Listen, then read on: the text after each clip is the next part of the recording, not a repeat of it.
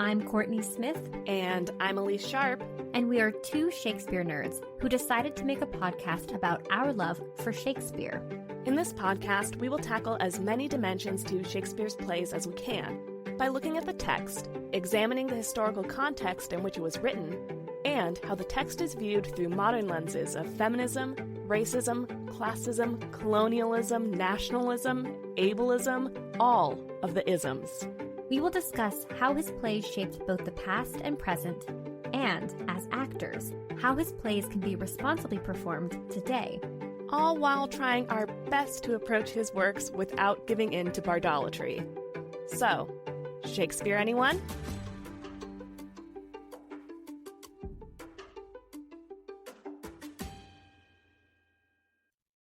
Hi, listeners. Elyse here to remind you of all the ways you can support the podcast and the work that Kourtney and I do. First up, we have a Patreon. Our Patreon patrons receive exclusive bonus content. Every month, we do a roundup of Shakespeare-related content we have found online. We also share Patreon-exclusive bonus episodes of the podcast. These look like extended versions of episodes you've heard here, collaborations with other Shakespeare podcasters, and Kourtney and I doing reviews of Shakespeare-adjacent media, like TV shows, movies, and books that are inspired by or loosely based on Shakespeare and Shakespeare plays. Patreon patrons also receive snail mail from the podcast, and some levels even vote on future episodes of our podcast. If you are interested in checking out our Patreon, or just the Shakespeare-related names we've given the tiers of support, head to patreon.com/Shakespeare Anyone. The link is also in our episode description. After you've done that, please rate, review, and follow us on Apple Podcasts and Spotify. Your review might even make it on an episode. You can also follow us on Instagram, Twitter, and tell a friend. Word of mouth is our best form of advertising. Thank you so much for all of the support you give the podcast. Now, on to the episode. Welcome to another Shakespeare Anyone mini-episode. In these mini-episodes, we'll be exploring topics that are related to Shakespeare but aren't necessarily connected to whatever play we've been discussing. And they're mini because, well, they're shorter than our other episodes. They're like quartos if the regular episodes are folio editions. Today's episode is another part of our series on Shakespeare's language framework, or how Shakespeare's use of language can inform our understanding of his works. In today's episode, we are going to explore a device Shakespeare uses throughout his plays, but very notably in the comedies and histories: malapropisms. According to the Encyclopedia Britannica, the term malapropism refers to a, quote, verbal blunder in which one word is replaced by another, similar in sound but different in meaning, unquote. The Oxford English Dictionary defines it as, quote, the ludicrous misuse of words, especially in mistaking a word for another resembling it, unquote. The term derives from a character named Mrs. Malaprop from Richard Brinsley Sheridan's 1775 play, The Rivals, whose name is taken from the French term malapropos, meaning inappropriate, which was used as a term in English as early as 1630. In 1814, the term malaprop was first used in English to mean a speech error. Notably, it was first used by Lord Byron, yes, that Lord Byron, the writer of the Romantic period. These linguistic blunders are also known as acerology, quicklyisms, and Dogberryisms. If two of those terms sound like familiar names, don't worry, we will get to that in a moment. For the majority of this episode, we will continue to use the more commonly used term malapropism. Using malapropism as a form of wordplay in plays and other written works was a practice that predates the term, and Shakespeare especially seems to have been a fan of using malapropism in his plays that date between 1597 and 1599 as a way to characterize characters of common backgrounds who pretend to be more educated or of a higher class than they are. Shakespeare primarily uses malapropism for comic effect. However, the use of malapropism is not limited to his comedic plays. He also uses this device in histories and even tragedies. There are also comedic plays where Shakespeare does not use malapropism at all. Comedy of Errors, for example, contains no usage of malapropism. On the opposite end of the spectrum, Shakespeare wrote two characters whose lines contain the highest volume of malapropism usage. Nell Quickly, who appears in the Henriade and Merry Wives of Windsor, and Dogberry in Much Ado About Nothing. These characters are so notable in their frequent usage of malaprops that two of the synonyms for this literary device that we mentioned earlier are derived from these characters' names, Quicklyisms and Dogberryisms.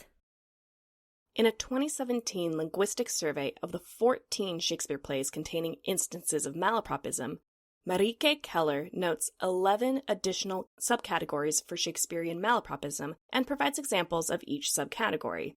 These subcategories and examples are 1. Malapropism proper, which involves the pure alteration of a target word into another English word and can be seen in Merchant of Venice when the clown says, quote, "My young master doth expect your reproach," unquote, instead of expect your approach. 2. Folk etymology, which involves the replacement of an unfamiliar term with a more familiar one, such as when hostess Nell Quickly says, quote, do thou rogue, do thou hempseed, unquote, instead of do thou homicide, in Henry IV, Part 2. 3. Semantic relation, where the mistaken words are linked through meaning, like in Dogberry's line, quote, flat burglary as ever was committed, unquote, in Much Ado About Nothing, which should be flat perjury as ever was committed. 4. Conversion, which involves changing the category or subcategory of the word, as the clown in Merchant of Venice does when they change the adjective incarnate into the noun form incarnation in the line, quote, certainly the Jew is the very devil incarnation, unquote. 5. Nonce formation, or the creation of a nonsense word similar to the real word, like when Quickly says, quote, your pulsage beats as extraordinarily as heart would desire, unquote, in Henry IV, Part 2. The intended word would be pulse. 6. Contamination, where words are combined to make the malapropism. In Taming of the Shrew, Grumio combines rebuke and abuse when saying, quote, is there any man has rebused your worship, unquote. 7. Distortion of proper name, which is a favorite of Bottom's in A Midsummer Night's Dream, when, as Pyramus in the Play Within a Play, he says Lamander instead of Leander, and Cephalus instead of Cephalus. 8.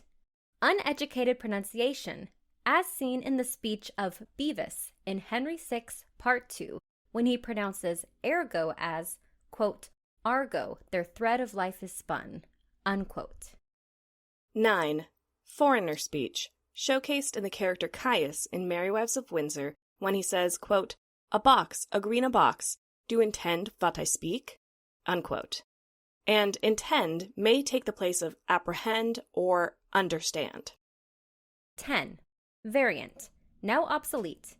This malapropism subcategory involves a character using an older version of a word, such as when in Antony and Cleopatra, Lepidus says, quote, I have heard the Ptolemies' pyramises are very goodly things, unquote. Pyramises is an obsolete word for pyramids. And, last but not least, 11. Irony, such as when the gravedigger in Hamlet asks, quote, is she to be buried in Christian burial that willfully seeks her own salutation, unquote? Salutation is used with a double irony as the gravedigger suggests that Ophelia sought her own farewell, and therefore couldn't achieve her own salvation. Most of these subcategories are true malapropisms as defined by the Oxford English Dictionary. However, Keller notes the addition of, quote, two other types of wordplay based on the distortion of lexemes, namely semantically related words, antonyms and other, and nonce formations, i.e., combinations of sounds without any clear lexical meaning, with and without a clear source lexeme, unquote.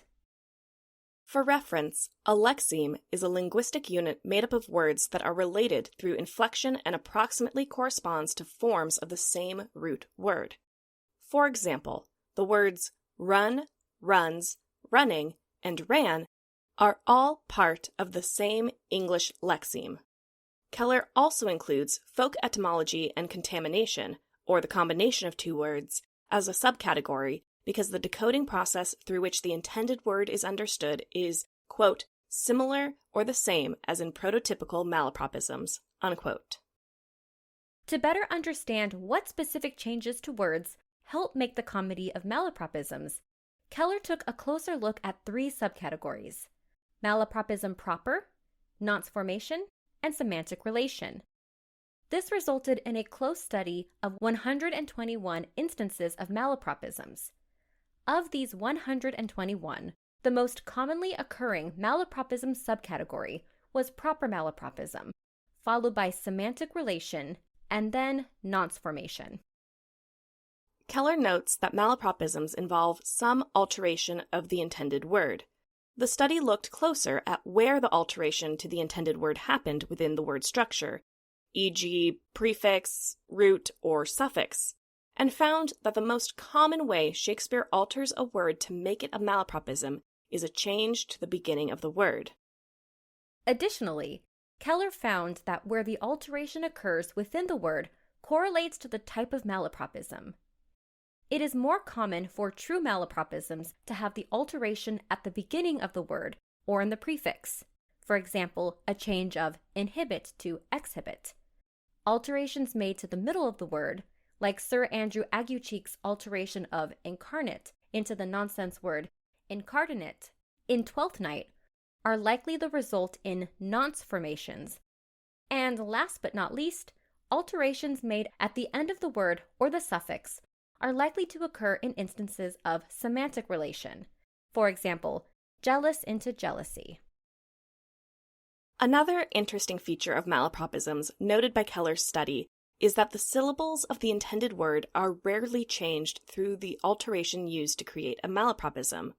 As we discussed in our prose and verse mini-episode, Shakespeare wrote in both prose and blank iambic pentameter verse, in which Keller notes, quote, the number of syllables and the stress pattern serve as vital clues in the recognition or decoding of auditory input, unquote. Even though it could be expected that the alteration would impact the number, and therefore the pattern of, the stressed syllables, in 76% of studied malapropisms, quote, the number of syllables remains the same, for example, conference turning into confidence. In 17% of all cases, one or more syllables are added, and thus the alteration is longer than the original target. For example, jealous into jealousy. Clipping of syllables occurs in 7% of all cases, like infallible to fallible. It is thus comparatively infrequent and results almost exclusively in the creation of antonyms, unquote. Additionally, in cases where syllables are added or subtracted from a word, the resulting malapropism likely belongs to either the semantically related or nonce word subcategories of malapropisms. But would Shakespeare's audiences have understood these altered words to be malapropisms as we understand them today? Or were some of these alterations perhaps unintentional by the playwright or his editors because the intended words were new to English? To answer this question, Keller looked at the subcategory of true malapropisms and compared the frequency of usage of the intended or target word to the malapropism or altered word. In Shakespeare's works, the majority of target words appear more frequently than unique altered words. Therefore, Keller argues, quote, this suggests that the contemporary audience of the early 17th century should have encountered most of the target lexemes often enough in other contexts to be able to derive them from their alterations, unquote. To further determine if the target word was common enough that the altered word would have been intentional and understood by the early modern audiences as wordplay, Keller also looked at, quote, the approximate date of entry of the respective lexemes into the English vocabulary. This approach is interesting as the period in which Shakespeare's plays were first performed was marked by an enormous increase in foreign words of Latin and Greek origin, which lend themselves naturally to wordplay involving the educated and the pseudo-educated." Unquote. According to the Oxford English Dictionary, the earliest word loan used in Shakespeare's malapropisms entered the English language around 1200 CE, and most had joined the English lexicon before 1450. Therefore, this analysis also suggests that early modern audiences would have been familiar enough with the target words that they would have heard the malapropism and processed it as wordplay. Additionally, the earlier the lexeme entered the English language, the more likely Shakespeare used it to create a malapropism of semantic relation to the target word, or a nonce word. In contrast, lexemes that were more recently loaned to the English language are almost exclusively used by Shakespeare to create true malapropisms. This suggests, quote, that guessing the target lexeme behind a type of verbal blunder based on a nonce formation or on semantic relationship is possible for the audience only if the target is an older, more familiar lexeme, unquote. Keller also notes that in the rare instance where a very recent loan is used for a semantic relation style of malapropism, Shakespeare includes additional context to help his audience understand the wordplay. In A Midsummer Night's Dream, Bottom tells Peter Quince, quote, "You were best to call them generally, man by man, according to the script," unquote. Generally is used in place of individually. The adverb individually, meaning as individuals or one by one, was first recorded in 1600. Therefore, Shakespeare includes the additional detail of man by man to help define the intended word for his audience, and therefore indicate that generally was not the correct word. In order for Shakespeare's audience to get the joke of a malapropism, the audience would have had to understand the wordplay as they heard and processed it auditorily. Therefore, an alteration that involves a more recent word relies on an alteration that creates a real word in English that has, quote, a close morphophonological resemblance to the target, unquote, which then allows the listener to understand that wordplay is occurring, even if they are not as familiar with the loan word. In contrast, semantically related and nonce word malapropisms require the recipient to infer the target word, which therefore requires them to be more familiar with the lexeme of the target word. According to Keller, all of this evidence suggests that Shakespeare was aware of when he was using words that were newer to his audience, that more familiar words were more easily understood as target words for nonce words or semantically related wordplay, and how to scaffold his audience to understand the less familiar words he was altering into malapropisms. And he was also aware of how to best achieve the comic effect he wanted through his choice of intended word and which method of malapropism he paired with it. And that's Malapropisms. Thank you for listening. I'm Kourtney Smith. And I'm Elyse Sharp. This is Shakespeare Anyone? Thank you so much for listening to Shakespeare Anyone. Works referenced in this episode are available in the episode description. Our theme music is Never Ending Minute by Sounds Like Sander. If you would like to support us, it would help us out if you would hit the subscribe button, like us, leave a comment, write a review, share us on social media, tell a friend about us, all the things. We'd appreciate it. You can also support the podcast at patreon.com/Shakespeare Anyone. Patreon patrons get access to exclusive bonus content throughout the year. The link is also in the episode description. For more, you can visit our website, shakespeareanyone.com, follow us on Instagram at ShakespeareAnyonePod, or Twitter at ShakespeareAnyone. For Twitter, that's Shakespeare Any and the number 1. Every other platform is spelled out like the name of the podcast. Now, because you listened all the way to the end of the credits, here's a completely random Shakespeare quote for you.